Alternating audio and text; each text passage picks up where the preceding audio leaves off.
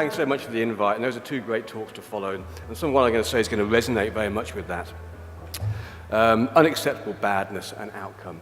I'm really here to talk about decompressive craniectomy. It's a very simple thing to do. If you can put shelves up in line on a nice wall with hardwood, I could talk you through doing a decompressive craniectomy.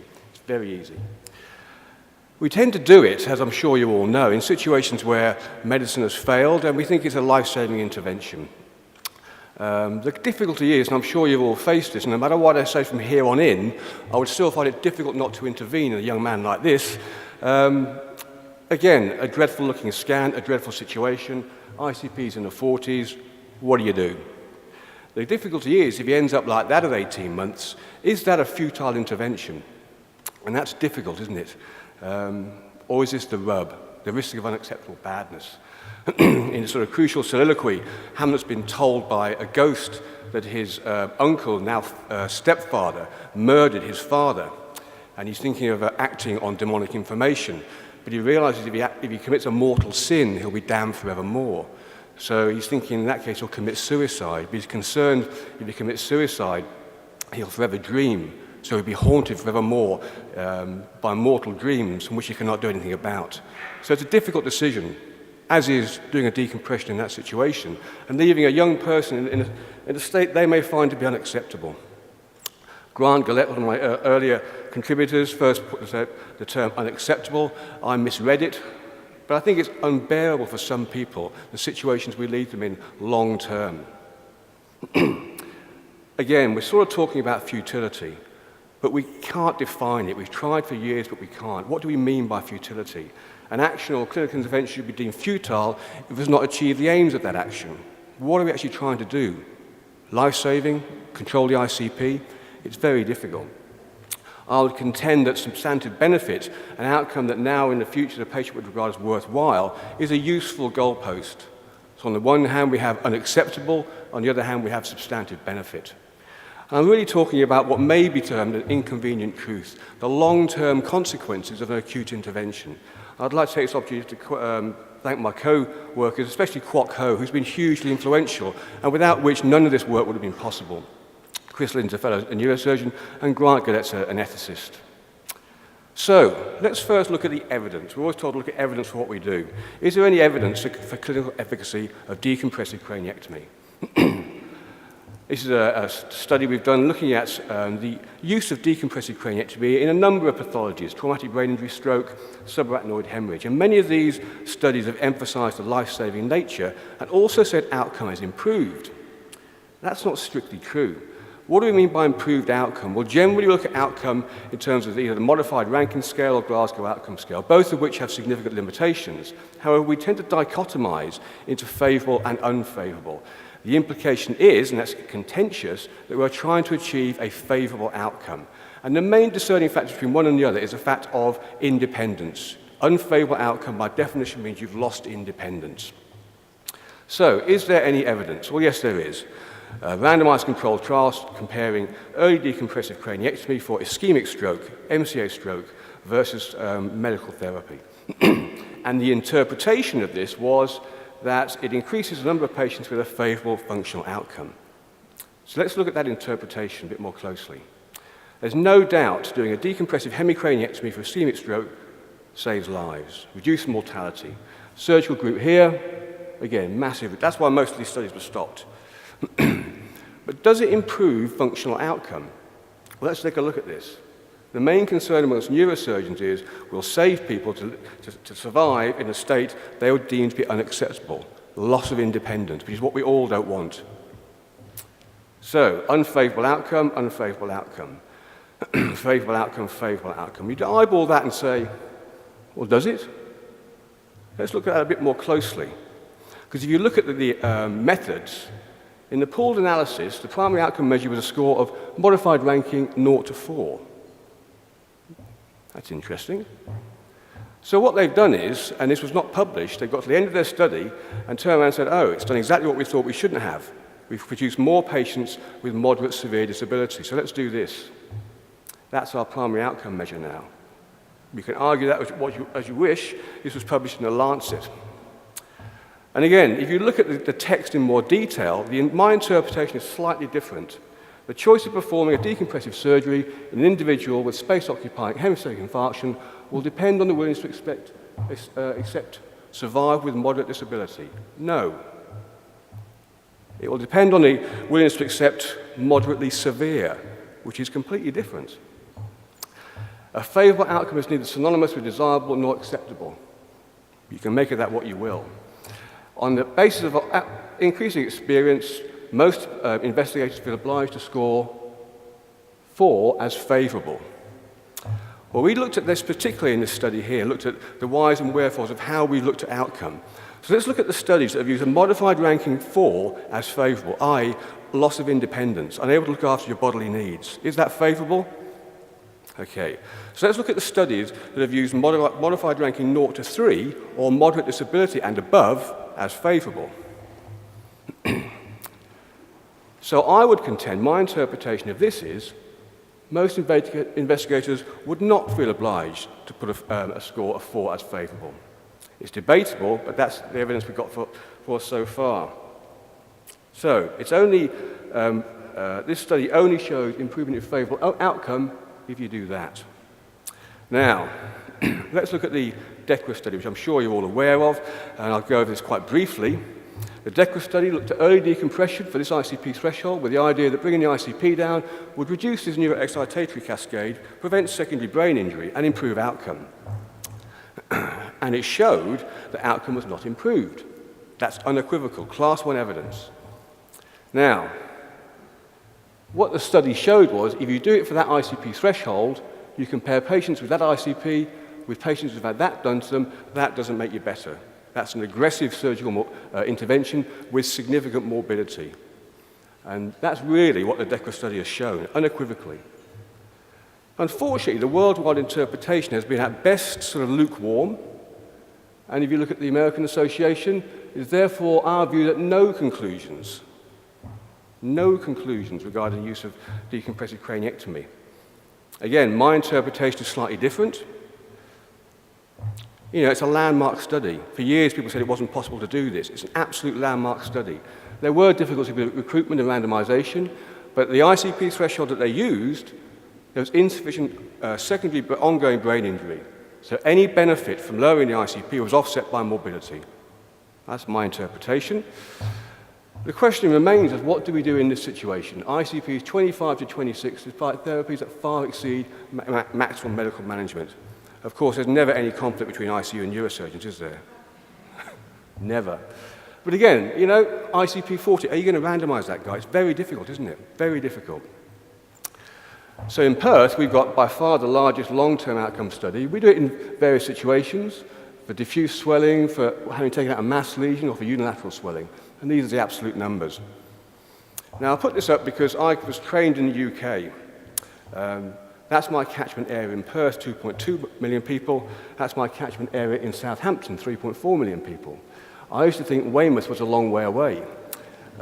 These are the hospitals that would refer patients in and take them back afterwards. And I put this up because traumatic brain injury from a neurosurgical perspective is a bit of a Cinderella subject.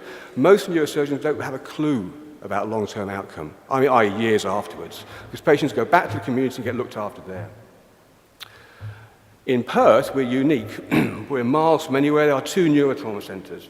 And you can see the distance between the two. When I first came here from the UK, I thought, well, I need to get between those 2 hospitals really quickly. So I put my application in for what I thought was an appropriate mode of transport. Unfortunately, in the public health, as you know, you don't always get what you ask for. However, this is the Western Australian rapid response route. And as you can see, going from Charlie's, which is here, to Royal Perth there, on a busy day, actually it's 20 minutes gate to gate, and you have your own parking spot. Now, the other good thing about Perth is it is so isolated, no one leaves. Literally, no one leaves Perth. The most isolated place on the planet. So we can do things like this. We can look at our admissions, total admissions, and decompressive craniectomy on a year-to-year basis. Very simple to pick it up. And we can do things like this as well. We can look at outcome. Again, because we have a localized rehabilitation service and access to all the nursing homes. So we can do things like outcome at 6 months, outcome at a year, and outcome at 18 months. And this is the issue, isn't it? And the question has always been, how do we predict outcome? How can we predict outcome, and then how acceptable is the outcome for your patients or yourself? So, the CRASH study was a large study looking at steroids for head injury. We used to use steroids by the bucket load, didn't we? Okay. The CRASH study showed it kills more people, so we stopped using it. But the study had a huge amount of data, presentation, demographic, and outcome at 6 months. So they did a very clever thing. They took all that information, which we know to be important. So we know all this stuff is important in terms of prognosis, but they combined it all together and they made a web-based application. And you can log into us on the web, and you can see that if you're under 40, GCS of 8, both pupils are working, your risk of an unfavourable outcome is 21.8. That's severe disability, vegetative or dead. As you factor in major extracranial injury, that's hypoxia and hypotension, the number starts to go up. And you put in age, again, the number starts to go up. Likewise, if you've got your scan results, and all you've got is a few dots of petechial hemorrhage, there's your number there. As your scan gets worse, the number gets higher. All it is, it's a surrogate index of injury severity, no more than that. But what does it mean? Is it useful? Well, you can do this. You can compare the prediction of an unfavourable outcome. This is the observed outcome. So for the 6 patients who had a very low prediction, their observed outcome at 18 months was that.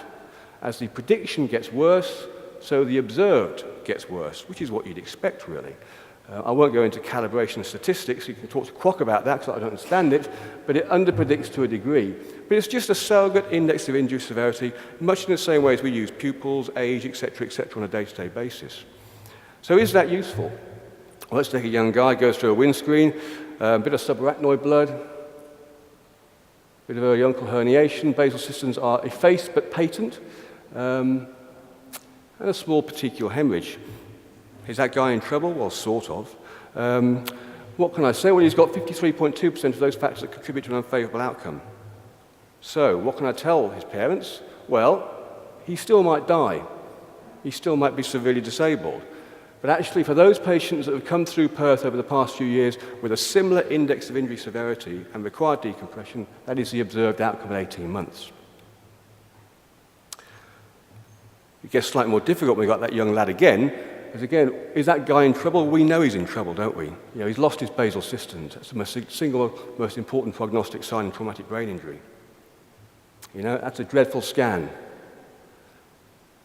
Is he in trouble? We all know he's in trouble. But how much trouble is he in? Does he face the rub? Well, he's got 93.6% of those factors that contribute to an unfavourable outcome. So what am I offering that guy? And in this situation, we can't really dichotomize into life and death, can we? Because if we do that, we fail to recognize the most likely outcome, which is that. There'll be a green there eventually. And there's significant limitations to using severe disability. It covers a very broad area. But that's the most likely outcome if he survives. I won't talk about the legal or so much the ethical aspects, we'll talk about that some other time, but what I really want to know is just think about this for yourselves. Unfortunately, with an audience this size, over the next 20 years, one of us will be in that situation, unfortunately. And think to yourself what you would want in that situation. Can we have a moral discussion about what should or should not be done? It's not for me to make that decision. Certainly not unilaterally. And can we have a philosophical discussion? It depends where you are. I cannot have this discussion in Italy. It just doesn't work. So patient preferences, how do people feel about that for themselves? Because generally, informed consent, as we all know, a clear understanding of the facts, implications, and future consequences of an action. And you must be competent. It's very debatable in the context of neurotrauma how competent people are. Very debatable. So, we've asked people, basically, whether they disagree, whether they're neutral, whether they strongly agree, to a decompressive craniectomy in various scenarios. Okay, sat people down on a structured interview and asked them what they think. And we did this initially with intensivists and neurosurgeons, then with anaesthetists, then just general healthcare workers to see what they thought. And we did it in various situations. We basically showed them 3 cases showing nothing about prognosis other than the fact that there was increasing severity of injury. They said, what do you think? We then showed them the data, the outcome data, the modeling, and the objective outcome data. And we did it in various situations, but I'll present to you what they said when it was you. Just imagine it was you. What would you want in this situation? So, first of three cases, and as you can see, it's a pretty good mix, isn't there, really? Again, they were then shown the prediction and the observed. And the difficulty with this is, when you do research like this and you disagree with what people say, because I disagree with that. I mean, really? I'll be up here, personally. I'll give them a go. But there's what most people said. Most people are fairly risk-aversive. And there are limitations to making these sort of abstract statements, but you'd have to say it's based on objective data. We then took the second case, again, just slightly older, etc., slightly worse GCS. People were sort of along there. And then showed them the prediction and the observed and said, oh, well, now what do you think? Reconsider. And you've got to think to yourself, not for your patients, but where would you be on that? Where would you put your mark? If unfortunately it was one of us. And again, it's not one of your loved ones. I'm asking if that was you. And this is the last case with the worst prediction. And again, people are fairly risk-aversive. Where would you be? It's a difficult one, I have to say. But the important thing about this is not actually the fact that most are here. The important thing is, where are you on that scale? Because there are some people who aren't sure still, and there are some people who say yes. And that's important, isn't it? And it's more like this because you can't do a bit of this case, of this surgery. You either do it or you don't. Surgeons, I'm afraid, as you know, are simple people. We do or we don't. There is no in between. So do I operate or do I not? And what we've seen is, as the injury severity gets progressively worse, more weight goes on this side, okay, for no surgery, because most people would not provide consent. Likewise, with the injury severity is less, more weight goes on this side, because most people would say, yeah, actually, they would provide consent. I've put smaller weights on either side for what clinicians and what families think, because that's not what you're trying to find out about in the consenting process, is it? But here's the important point about consent. Some people want life at any cost. It's not for me to make that decision. And if they do, they'll move that fulcrum along here. Some people say, no, that's not for me, I'm out of here. Perfectly reasonable thing to say, both perfectly reasonable. And it depends on where you'd put your fulcrum as to where I would operate or not, based on how much weight is on either side. We have to accept that people adapt. There's no doubt about that. And we have to accept people do improve beyond 18 months. We'll come back to this point in a second about what people feel about their own quality of life. And there's also work done on minimal consciousness and vegetative state functional MRI, which I think has debatable usefulness, I have to say. But there's no doubt there's work out there looking at that. In conclusion, I would say, decompressive craniectomy is a useful procedure. As a life-threatening intervention, it can be life-saving, and people can go on to make a good recovery. There is no evidence that it improves outcome. Okay, it's an aggressive surgical intervention. I personally don't like doing it at all and try and avoid it. But actually, there's no doubt in certain situations it can be life-saving. The studies so far have shown in some situations it does exactly what neurosurgeons have said for years they don't want to do. It converts it converts death into survival with severe disability. The crash model is useful to a degree. There are limitations when applying population-based data to individual cases. I'm sure you all know that. But it's a useful surrogate index of injury severity. It is by definition, this is by definition historical data. As I'm sure you know, if we turn around and say, look, the outcomes are always poor here, we'd never do it, well, it always would be poor by definition. It's a self-fulfilling prophecy. And as we all know, probability is not equivalent to certainty. I personally don't use a model at all. It's just a useful way of illustrating it as to why in certain situations we sit people down and say, are you really sure about this? What I would say is people have a right to decide. I've shown that data before, and people say, well, that's not what it's really like in trauma, is it? In trauma, there's all hell breaks loose, and we just get on with it. And I'm saying, well, yeah, exactly. Informed consent really requires us to have competency. And if we say that this sort of data is not applicable, well, what about advanced directives? They're for exactly the same reason. And we have a right to decide what we feel to be acceptable.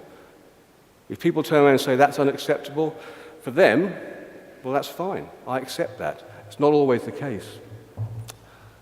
What I would say is it's inconvenient. Does it make it more difficult? Not hugely. I don't have the answer, I have to say. I do think we've asked the question, or are asking the question, and it needs to be asked more often. Because once that juggernaut gets going, someone sometime has to stop it, and the ethical issues have to be addressed.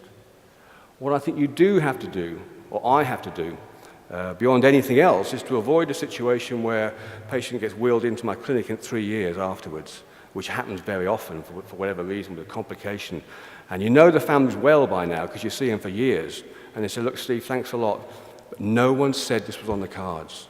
No one at any stage sat me down and said, look, do you know where this is heading? And if we do that, personally, I think we've failed. And it's happened to me, I have to say. So I would like to end by shooting myself squarely in the foot. Because all that sort of clever stuff I put up beforehand, thinking, well, look, we're proving people don't want this, etc., it's unacceptable. We then decided to go and actually ask patients beyond 3 years who had survived with severe disability. And I'll be honest with you, I clearly expected the families and the patients to say, no, I would not provide consent. However, we independently asked patients, and there's only a small number of them who were severely disabled, and some of these patients had like single-stage commands, hoists, etc. We've independently asked them, knowing your outcome as you are now, would you have provided consent for the operation to save your life? There are huge limitations ethically to doing this, I feel, but, and it's in small print so you can't read it very well, the majority of patients said they would. And I struggle with that. I really do. Having seen patients go through this journey and the sort of horrific disruption to life that occurs sometimes, I struggle with that outcome and that result. But it's there, and we can argue the whys and wherefores. I think one thing it shows that people adapt to a level of disability they might have thought to be unacceptable. Whether that comes at as a consequence of diminished cognitive ability, I think is debatable and may not be a particularly useful thing to discuss. But that's you can't get around that. So maybe I've just gone in full circle and completely blown up all my previous statements. But there you go. Thanks very much.